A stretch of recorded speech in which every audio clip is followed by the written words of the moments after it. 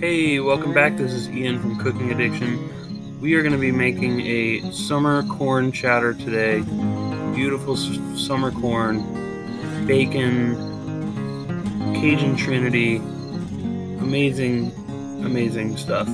So we're making Cajun Trinity right now, which is onions, celery, and bell peppers. I have these baby sweet peppers that my husband loves, but you can use green, red, yellow, orange, any sweet pepper will work. I also love to use poblano sometimes. I didn't have them today, but they have a wonderful flavor that I really like. You can also add jalapenos or serranos, but I would only do one because, they do bring the heat, and it's okay to have this somewhat spicy, but I wouldn't make this super spicy. It's not really about that. This dish is about beautiful corn flavor, summer corn flavor. So we rendered the fat of some bacon, a couple of slices that I had cut up, diced up, and then we added half an onion, one stalk of celery, and if you're using a bell pepper, like half a bell pepper would probably do it. And then we just added some salt. That will draw out the moisture and help the onions and the Trinity soften up quicker. Now we are adding some paprika. So Cajun seasoning is basically paprika, garlic powder, and we just added some garlic, so we're doing fresh garlic instead of powdered. It often has onion powder, but the main flavor is actually thyme, and that is maybe not well understood. You need thyme in Cajun seasoning. That's what makes it Cajun seasoning. So we're just melting some homemade chicken stock from the freezer, and we put in the corn cobs so that we can infuse some of that corn flavor into the broth. Here I'm adding the thyme. This is fresh thyme that has been in my fridge for so long that it's dried up, but it's still perfectly good. Dry thyme is one of those herbs that dry is just as good as fresh. So, there you go. But definitely thyme, that's one of the interesting things is the main flavors of Cajun seasoning are paprika, garlic, and onion powder. But in this case, we have fresh onion and garlic, so we're not doing powdered. And then thyme, believe it or not. Many recipes also have oregano, which you could add. That would be fine. Just not a ton, just a little bit. But you need to be able to taste the thyme before it tastes like Cajun seasoning. So I didn't have any cream. I thought I did, but the cream that was in the fridge was bad, and I didn't realize that until the last minute. So we're actually going to do a roux with milk instead of cream. However, I do much prefer the cream. I think it gives it a nicer flavor, and also with milk you have to worry about it curdling, but with cream you don't. So I do definitely prefer the cream if I had a choice. So you can see how thick that is now because of our roux. I added, by the way, a tablespoon of butter and a tablespoon of flour, and that was our roux. I cooked down the flour a little bit to get rid of the raw flour flavor, and then now we just added our fresh corn. And basically what we have here is cream corn. But we're going to add the chicken stock to it to make it into a soup. So now this is a serrano pepper from my garden. I'm just dicing that up. I love the flavor of serranos and jalapenos. They have just this bright herbal, herbaceous kind of green vegetal flavor that I find is really wonderful.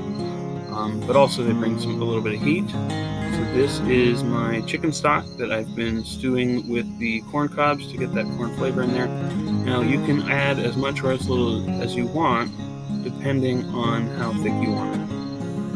I ended up adding that much, and then I actually boiled down the chicken stock with those corn cobs for another half an hour or so that it became reduced and concentrated, because that's one of the secrets of cooking. You take stock and you reduce it, and it becomes this ultra flavorful liquid. White pepper, and by the way, make sure you taste and season to taste with salt, because this soup will need a lot of salt. I added a little more paprika because I thought it needed a little more depth of flavor. It also brings a nice color. So now I'm just chopping up some green onions and cilantro, because these are going to be added at the very last minute. They just bring everything up. I mean, it's an herbaceous kind of freshness that they bring. If you don't like cilantro, you could use parsley, but come on. I should be understanding, but everybody should like cilantro. Cilantro is delicious. So now what I'm making is what's called crab boil seasoning. I added about a teaspoon each of mustard seeds, coriander seeds, whole allspice berries, a couple of cloves, 2 whole cloves, about 2 bay leaves, and I'm now adding about a teaspoon, maybe a half teaspoon of dried red chili flakes. I'm gonna shake that up. I got this from, I made a version of this with crab stock, so it was like a crab corn chowder, and oh my god, it was delicious. It was, my neighbors had a crab feast, and I asked them for a couple of the carcasses, the leftover shells, and man, I made a crab stock, and so I made this crab boil seasoning, and it was really good, and so I decided this time to add the crab boil seasoning, even though there's no seafood in it, and I'll say it turned out really well. So almost the last thing is to add your potatoes, because you don't want to overcook your potatoes. You don't want them getting all mushy and kind of melt into the sauce. I mean, it wouldn't be the end of the world, but it is kind of pleasing to have some potatoes with some texture to them. So about 10 minutes before you're ready to serve, add your potatoes, and it doesn't matter what size, as long as you pick a size and stick with it, so that you cut them up into. So and then that'll also affect how fast they cook. So even this size cooks really fast, like 10 minutes. And you can reduce it as much as you want if you want it thicker. I'm just adding a teaspoon of that crab boil seasoning. What I would do is add 1 teaspoon at a time. So I added 1 teaspoon, I tasted it, and I decided I wanted to add another one. But I ended up only adding 2 teaspoons of the crab boil seasoning. Now I'm adding the green onions and cilantro, and we're done. We're ready to serve. This is a beautiful summer soup. Gotta utilize that beautiful sweet summer corn. In this case, I served it with a salad and some sourdough bread, toasted homemade sourdough bread. And man, I'm telling you, that's one of the great joys of life. This bowl of crab, slightly spicy, it's sweet from the corn, it's got the herbaceousness from the herbs, it's got a whole lot going for it, and man, those Cajuns know how to cook. Thanks, Louisiana. And like I said, I do prefer the cream, so if you have cream, use that.